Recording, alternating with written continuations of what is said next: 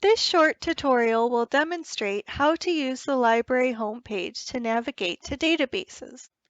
You can access these databases and their content three ways, starting from the library's homepage, binghamton.edu/libraries. If you already know what database you would like to use, you can search for it under the Databases tab. If you don't know what database you would like to use, you can go to the Browse All Databases, or you can use the subject guides, which have recommended databases by subject librarians. Let's click Browse All Databases. This brings up an entire alphabetical list of all the databases the libraries have to offer. You can even further limit the databases by subject or by type. If you're just starting out your research, it may be useful to limit to the Places to Start type. Click on the database to open it.